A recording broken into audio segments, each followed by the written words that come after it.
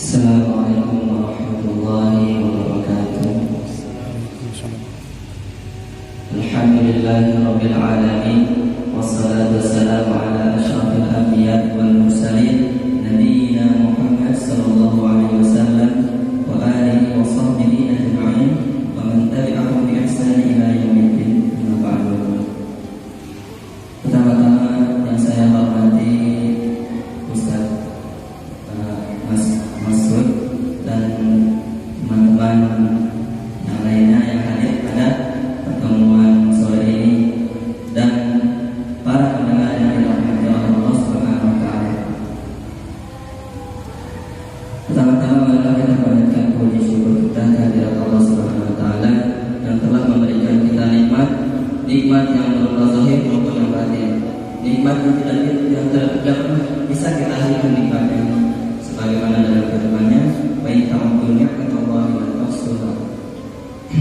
Maka sepatutnya selalu senantiasa kita mengucapkan kalimat mulia ini, alhamdulillahirabbil alamin. Dan tak lupa juga kita mengucapkan selawat serta salam kepada Nabi kita Nabi Muhammad sallallahu alaihi wasallam beserta keluarga, para sahabat dan pengikutnya. Mudah-mudahan dengan selawat ini kita bisa mendapatkan syafaat mulia. Sebagaimana kita ketahui, setiap agama mempunyai pedoman masing-masing.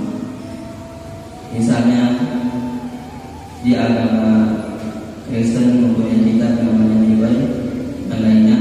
Nah, sedangkan kita mempunyai kitab pedoman yang Al-Quran.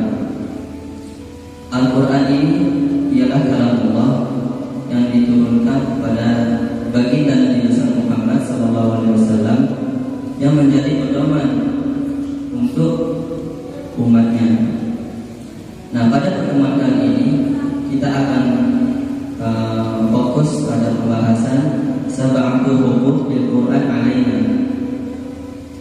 7 hak-hak Al-Quran terhadap kita. Awalan, hak yang pertama, tilawatul haqqi tilawah. Yang pertama adalah membaca sebenar-benarnya membaca. Maksudnya bagaimana? Maksudnya ini adalah kita membaca Al-Quran itu sesuai dengan kaidah tafsir atau kaidah tajwidnya, sehingga dengan membacanya ini bisa menambahkan keimanan seorang muslim. Wasanya yang hak yang kedua adalah an-nahfadhu atau nahfadhu ma yumkinu minhu.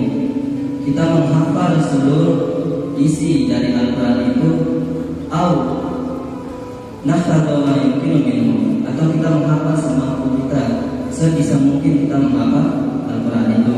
Setelah kita membaca dengan sebaik-baiknya, lalu kita menghafal isi Al-Quran itu. Dan wasalis, dan hak yang ketiga adalah an nata'arrafa ma'aniya wa tafsirahu. Kita mengetahui mana-mana yang terkandung di dalamnya, baik mana yang zahir maupun mana yang batin. Dan kita juga harus mengetahui tafsir-tafsirannya, bagaimana pendapat para ulama, baik dari segi asbabun nuzulnya atau tafsir Quran bil Quran, tafsir riwayat dan lain sebagainya. Nah, setelah kita melihat urutannya, kita membaca dengan sebenar-benarnya membaca, kita menghafal, lalu kita mencoba menggali seluruh mana-mana yang kita dapatkan dari Al-Quran itu.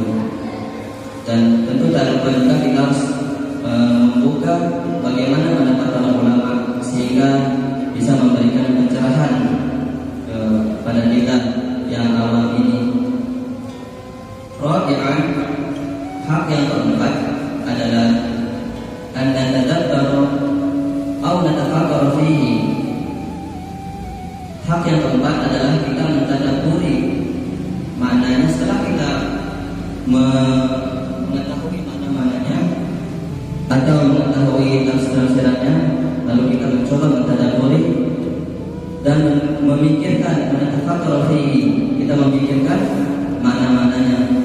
Misalnya contoh dari ayat-ayat perenungan untuk bagi kita sebagaimana dalam firman-Nya, A'udzubillahi minasyaitonirrajim, afala yanzuruna ila al-ibli kayfa khuliqat wa ila as-samaa'i kayfa rufi'at wa ila al-jibali kayfa nusifat wa ila al-ardi kayfa sutihat, ila akhir ayat.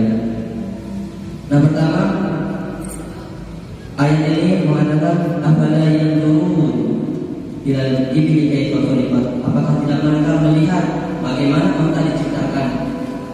Tentu kalau kita teliti, sungguh luar biasa, subhanallah, bagaimana penciptaannya sungguh sempurna. Lalu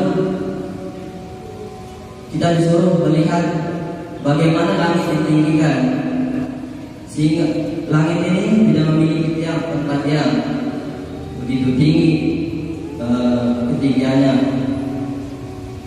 Nah, dan juga bagaimana gunung-gunung ditegakkan, dikokohkan, lalu bumi dihamparkan.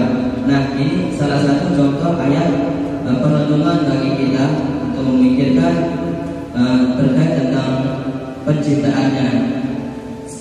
Apa sih tujuannya kita merenungi? Ini guna untuk lebih mengenal Tuhan kita, siapa sih pencipta ini. Sungguh luar biasa. Nah, inilah hak yang keempat terhadap Al-Quran. Wa khamisan, hak yang kelima adalah an-natadarusahu ma'a ikhwanina. Kita belajar bersama-sama bersama saudara-saudara kita atau orang-orang tetangga kita. Jangan kita belajar sendiri saja terkait Al-Quran ini. Ya, saya sendiri saja belajar Al-Quran, jangan dari orang lain. Nah, ini tidak boleh. Hak kita yang kelima ini adalah kita mengajak saudara-saudara kita atau orang-orang kita kenal, sehingga surga ini begitu luas untuk kita sendiri. Maka sungguh pelit orang yang tidak mengajak teman-temannya, orang yang mengetahui, orang yang pernah belajar, pernah penghafal, para hufal, para mufassirun dan lainnya ini. Kalau dia tidak mengajak temannya ini, maka ini sungguh rugi ya. Karena kenapa? Karena dia tidak mengajak saudaranya. Innamal mu'minuna ikhwan. Sesungguhnya seluruh umat Islam ini ialah saudara. Nah, maka sepatutnya kita, hak yang kita terima ini, mengajak saudara-saudara kita untuk belajar bersama-sama terkait Al-Quran ini. Saya bisa, hak yang keenam adalah an-na'mal bihi. Setelah kita membaca, menghafal, lalu kita mengetahui mana-mananya, mentadaburi dan mengajak saudara kita. Nah, hak yang keenam ini kita mengamalkan apa yang kita dapat di Al-Quran itu. Inilah bisa dikatakan Al-Quran ini menjadi pedoman untuk hidup kita.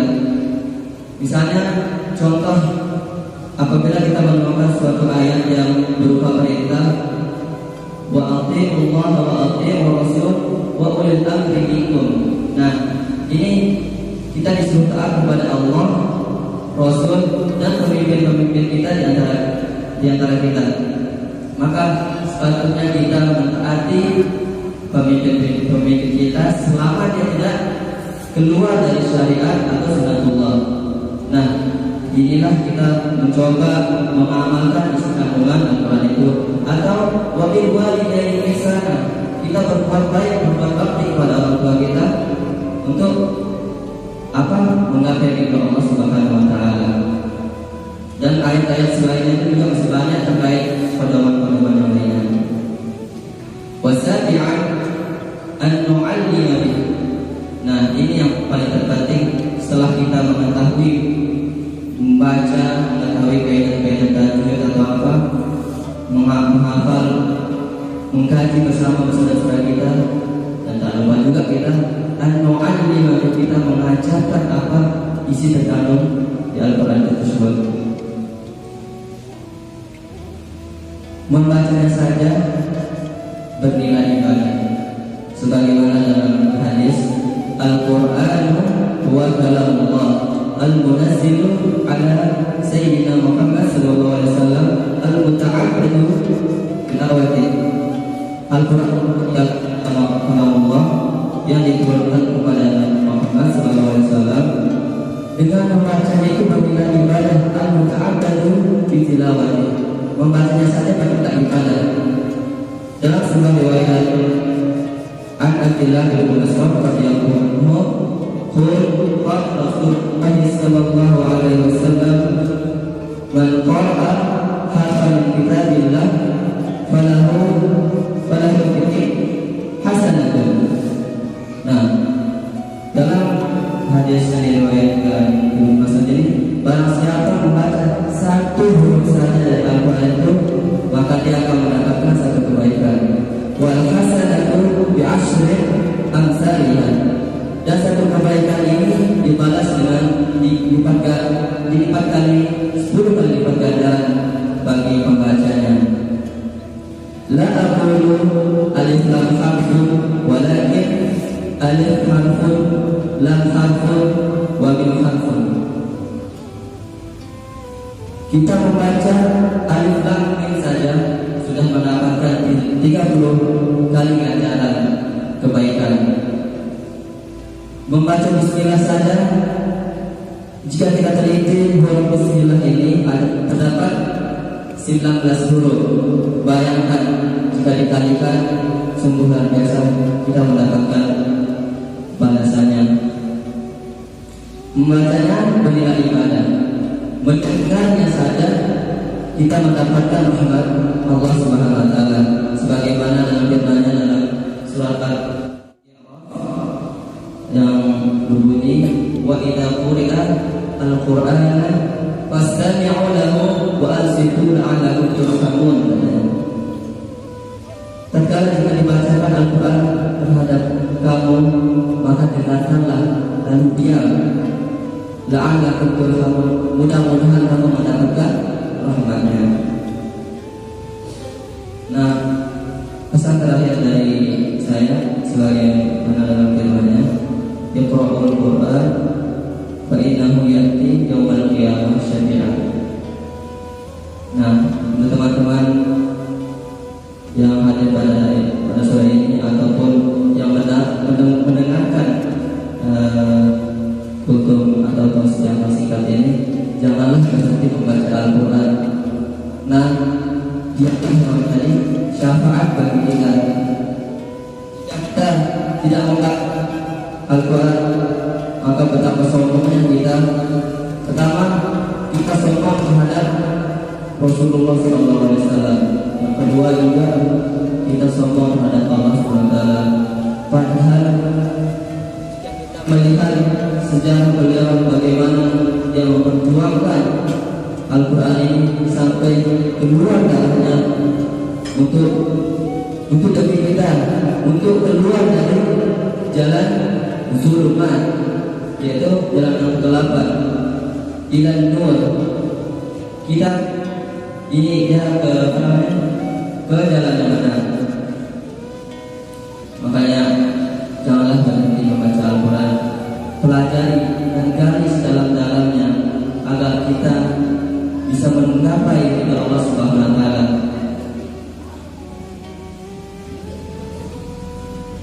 Ya, mungkin hanya itu yang bisa kami sampaikan, karena mungkin sebentar lagi akan waktunya.